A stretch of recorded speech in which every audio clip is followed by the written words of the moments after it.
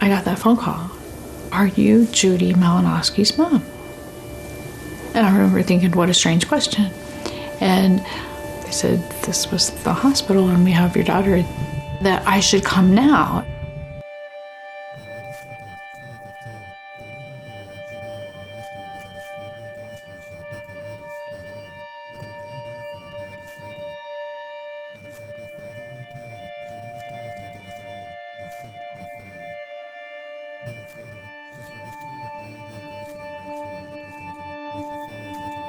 I've seen plenty of burns to her degree.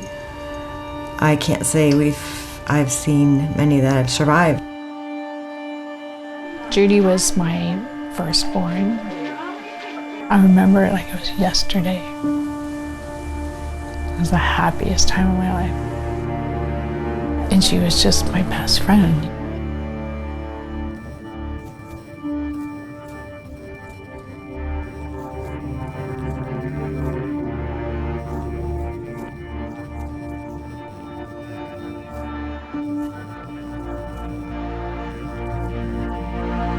I went past Michael's room. I went in there and I was like, Michael, where is Judy? I'll never forget it. He looked at me and he said, it was an accident, it was an accident.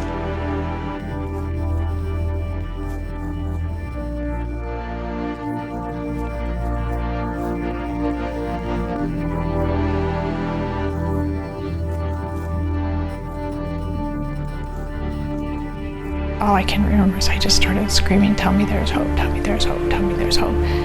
And they wouldn't tell me there was hope. They wouldn't say anything.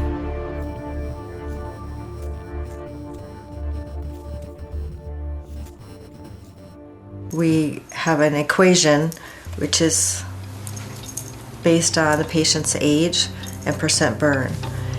In Judy's case, she was 31 and approximately 80% burned, so that made her like 110% mortality.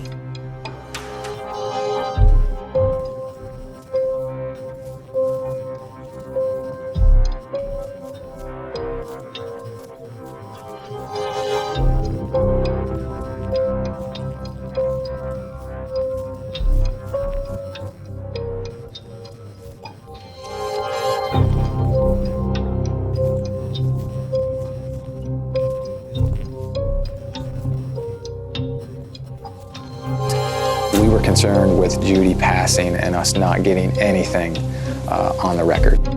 I wanted Judy's voice to be heard as quickly as possible. Doctors and nurses are looking at you like, do you want to bring this person out of sedation? Judy, can you hear me?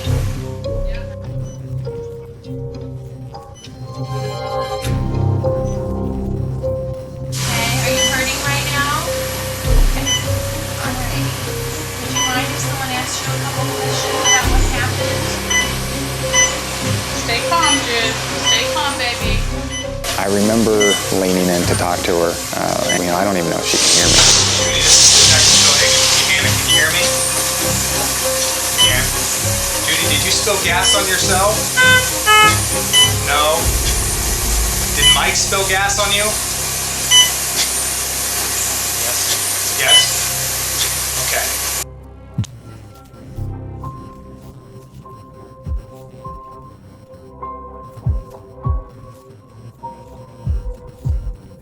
And the police said that they were going to arrest Michael.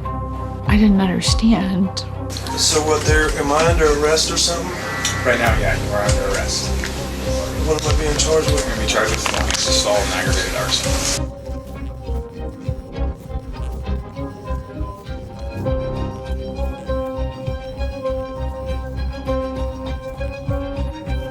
Let me just be direct with you too, Mike, okay? So we saw exactly what happened. We saw you pour gasoline over top of her head. She stumbles to the ground. You lean over and light her on fire. We saw what happened. We know what happened. That's not the way it looks. We're arguing.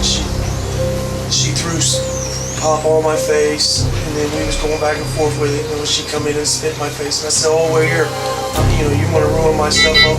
I said, here, boom, I'm gonna ruin your clothes. It wasn't to start her on fire or nothing, you know what I mean? It was just to ruin her clothes. Right, yeah. So we knew right away that he had lied to us. He had made several statements about how the gasoline got on Judy, and then he developed from there. Okay, I panicked, I lied about that, I shouldn't have. But she took her sweatshirt off, and it didn't even occur to me that there would still be gas there. Here's my attorney. In this case, where I thought that there was some doubt, was to whether he knowingly caused serious physical harm. I still have trouble understanding that someone could do that to another human being.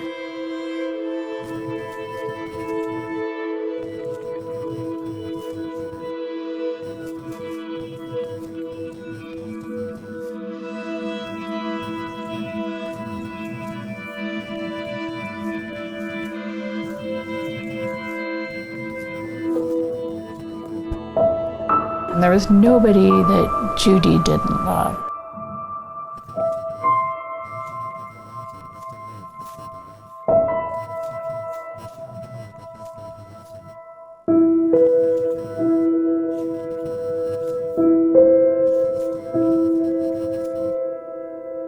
When I was a little kid, I would look at my mom, and I just want to grow up and be like her. People can just say, like, I love you, not always mean it. But for my mom, like, I always knew that she, like, actually loved me. We were playing the delay game. It sounds terrible, but we were basically waiting for Judy to die so that we could charge Mr. Slager with the homicide. And we got a call one day that she was awake.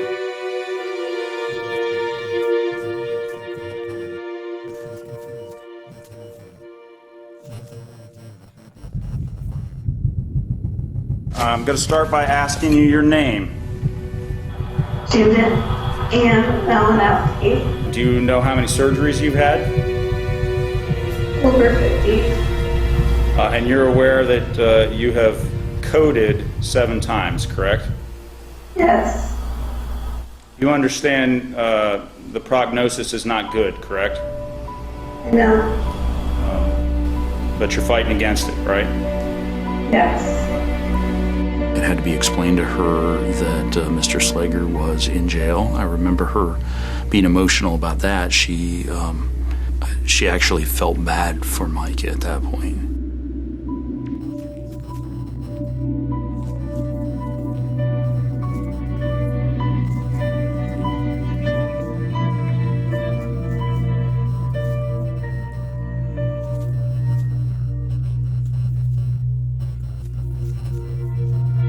Mike sent me a message on Facebook. Said that he had always had feelings for me and that he loved me. I was like, he looks like bad news, Judy. Judy said, Mom, you can't judge a book by their cover. And I thought, okay, back off, Bonnie.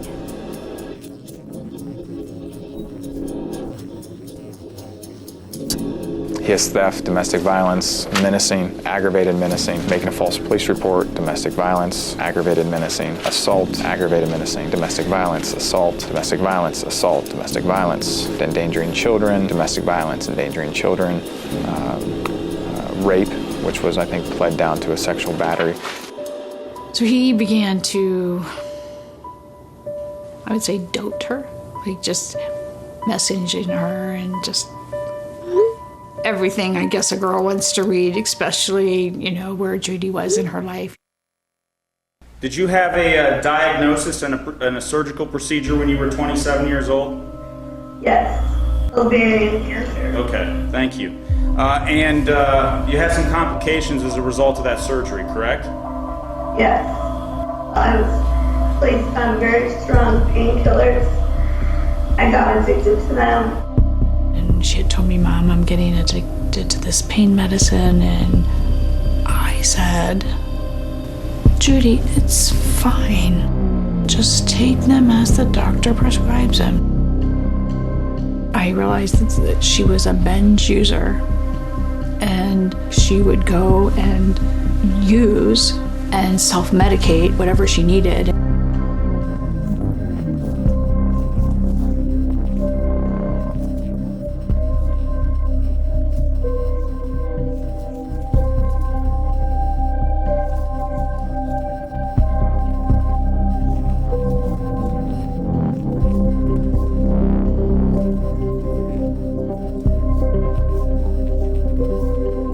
And she was going to meetings, like 3, 4, 5 meetings a week. They got her on the right track, and now she's living with the girls.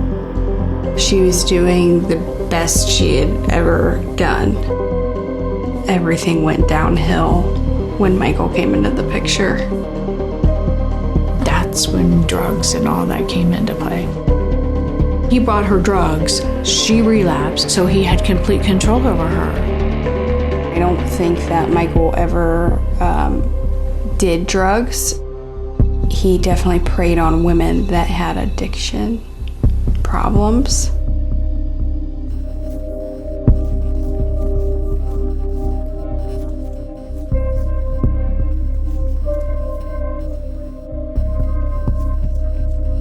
Judy had called me when he had choked her before, and I can remember her being so scared of him. She hid in hotels, left her own home. Judy calls the police multiple times over the course of the relationship, telling them that she's being abused by her boyfriend. What Judy doesn't know is that Michael is also calling the cops on her every time something happens, covering for himself, painting a picture to the cops of a concerned boyfriend. He knows what he's doing. He's intelligent, he's calculating. Near the end of May of 2015, I had a lengthy conversation with Judy. She flat out said that if she left him or he found out about this conversation, that he would kill her. And then the call disconnected after that.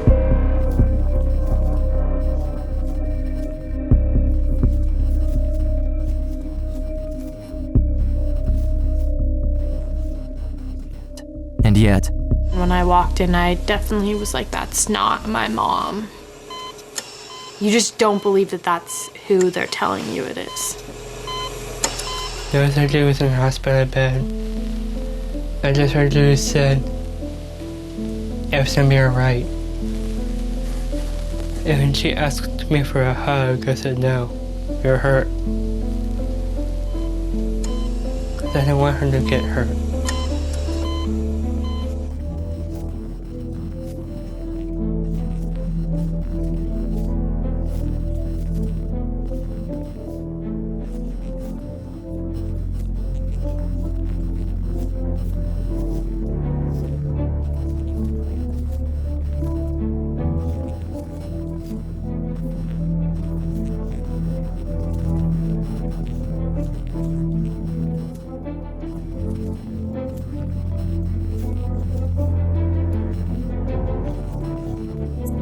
She wanted to tell her story. I think she wanted somebody to finally listen to her.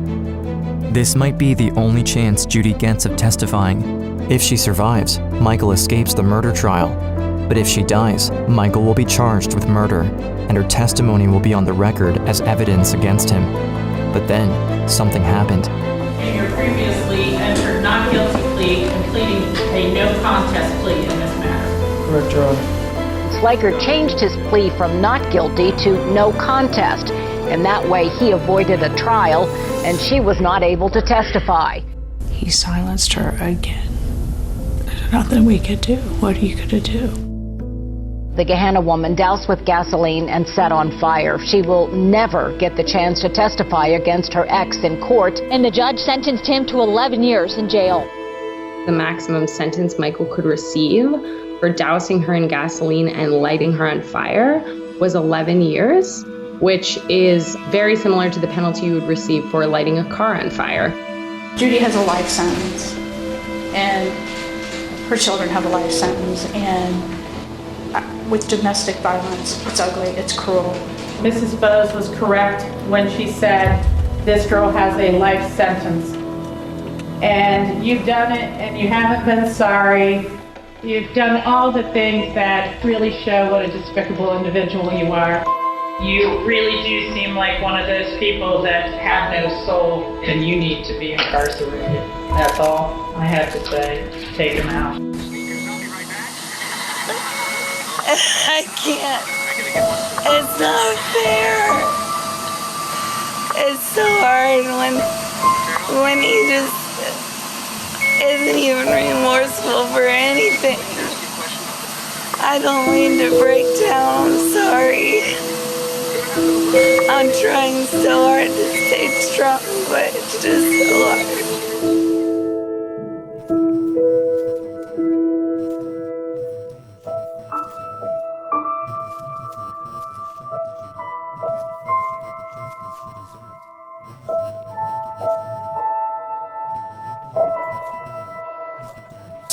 There was this part of her that wanted to make it and to live, to fight for every other woman that had been through something like that.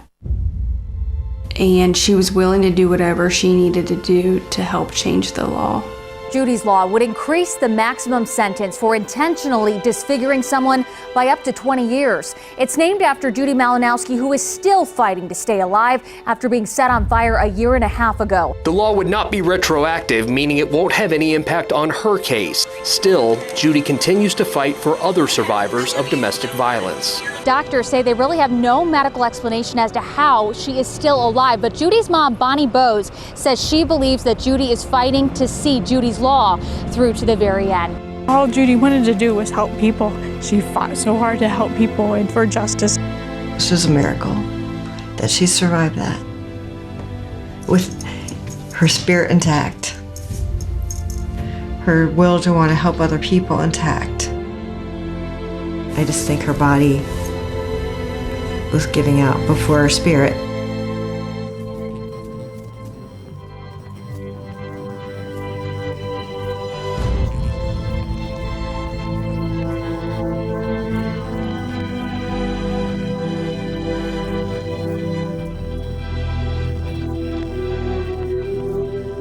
Although they don't give her much time, even if God takes her, she'll always be here.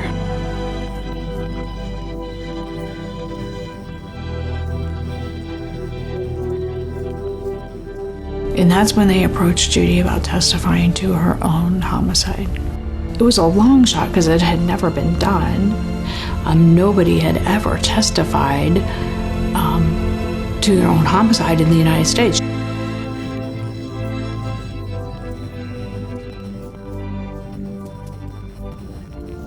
It hurts so bad. I don't want to do it. I have to. As a mother, you know your child, where was her limitation? Could she do this even though her intentions were good? Judy Malinowski will be allowed to testify about her own death in the trial of her accused killer. The case that's drawn national attention. This would be the first time that a victim was allowed to testify from the grave in a murder case. She said, "Mom, I know I haven't endured this much pain in vain." Tell me your name and then you're ready to testify. Hi, my name is Judith Malinowski, and I'm ready to testify on Thursday. All right. I think Judy expressed being tired of fighting and in pain. But she would not say to me, Mom, I want to give up. I want to stop, because she knew what that would do to me.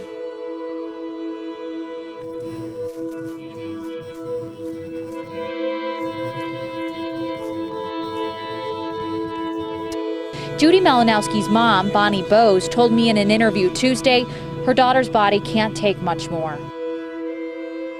So they asked me to sign these papers, and I said, no, I will not sign these hospice papers. She said, Mom, I will. And she put an X. And I know Judy, because Judy would have normally tried to do a J, and she just put an X and handed it back. I said, okay, Judy, I'll hold your hand until Jesus takes the other.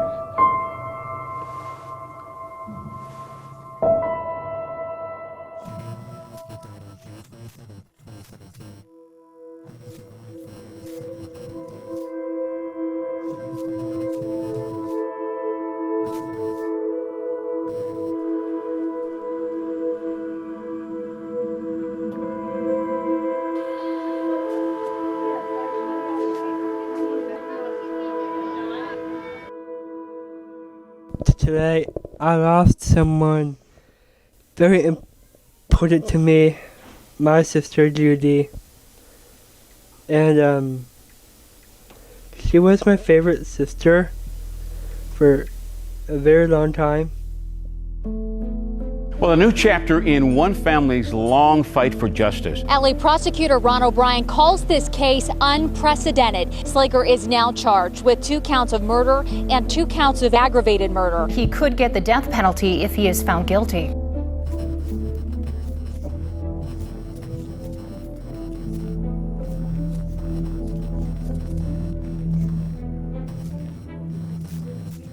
We'll fight like heck to keep that testimony of the victim excluded from any jury trial.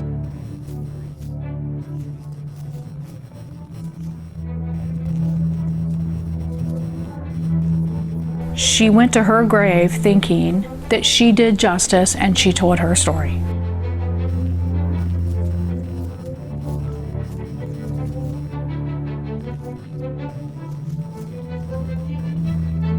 A criminal defendant's right to confrontation is of paramount importance. But the defendant in this case did have an opportunity to confront the accuser. Thank you, God. A potential historic decision. Today's judge's ruling makes her the state's first murder victim to testify at her killer's trial. New hope for Judy Malinowski's family that not only justice will be served in her death, but that her own voice will be heard in court.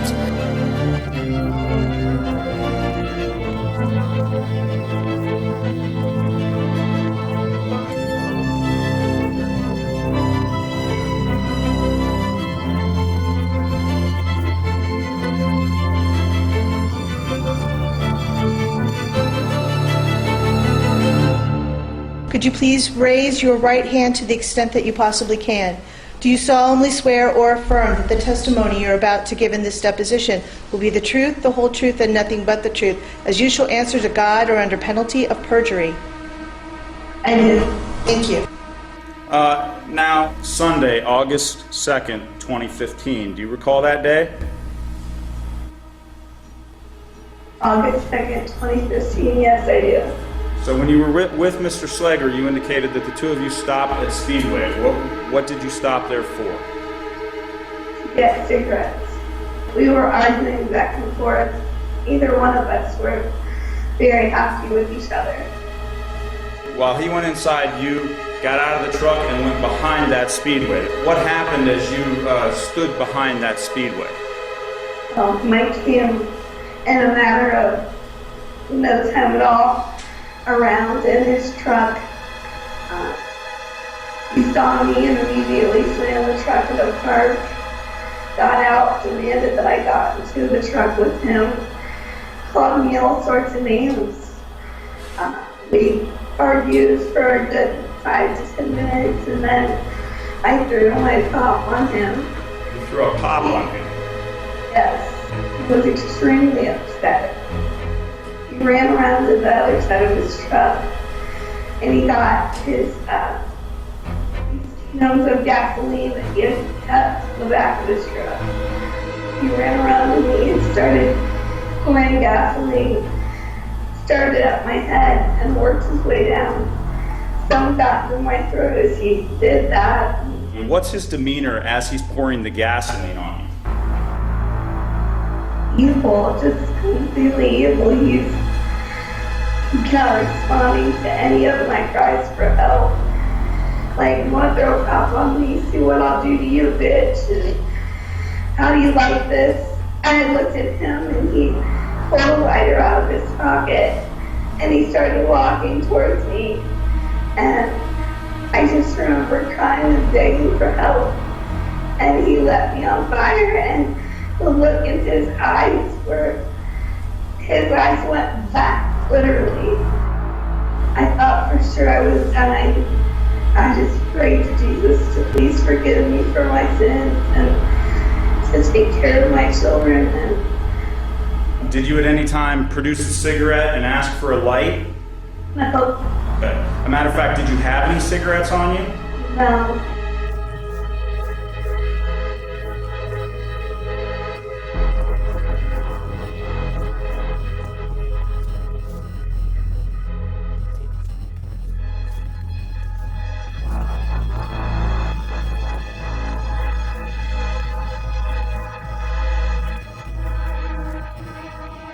Can you tell us what you were wearing that morning of August the 2nd? I don't remember. You remember getting dressed that morning? No, I don't. I don't remember a lot of things, but I wish that. It'd be fair to say that the trauma you suffered has affected your memory? Yes. Say that it has affected your ability to recall events accurately. I regret that. You agree that because of the trauma that you have suffered, your ability to recall events accurately has been compromised? My ability to what? Recall events. Remember things.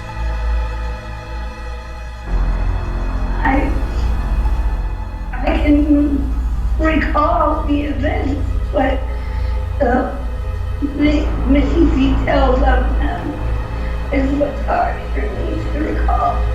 You have to understand, on August 2nd, I was set on fire, thrown on the ground, and burnt to 95% of my body. I understand. I appreciate that. Man, I just remember walking out thinking, that was awful. That was horrible. I didn't want to do it. I felt bad for her from day one. I mean, I absolutely felt bad for her. 3 hours of questioning. I couldn't interrupt. I couldn't knock on the door and see if she was okay. And when I went in there, she just grabbed me as best she could. And her entire burned body just shook.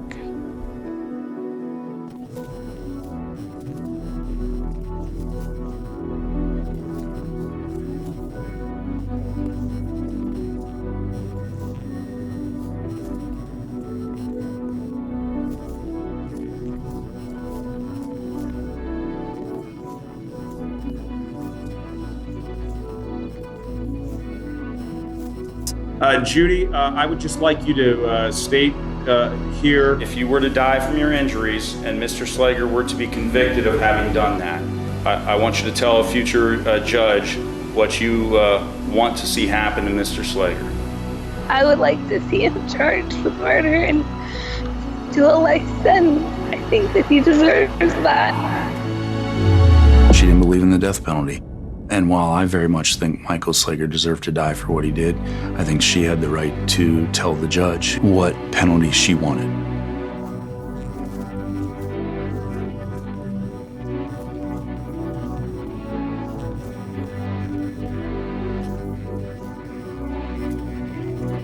Sir, what's your plea to one count of aggravated murder without the capital specification. Guilty. You understand that it is a complete admission of guilt in this case. Yes, sir. You will spend the rest of your natural life incarcerated. Malinowski gets her wish. Slager avoids the death penalty, but will go to prison for life. I'm so proud of her, and I know one day I'll see her.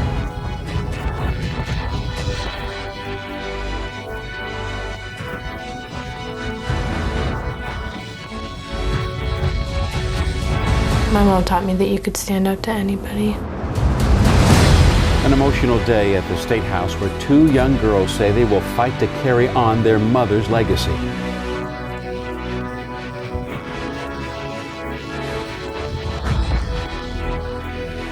A brave young girl stood up for her mother. Caitlin Malinowski testified before a Senate committee. Hello, Mr. Chairman and Senate Committee. My name is Caitlin Malinowski. I am Judy's daughter. Please pass my mom's law, because together we can prevent this from happening to other families. If the bill passes, her memory will live on through Judy's law, We know that our mommy did not suffer in vain. extending the sentence by 6 years for cases like Judy's where an accelerant like gas is used. I think it's the first step towards what her legacy should and will be. House, prepare and proceed to vote. Well, today, every representative said yes.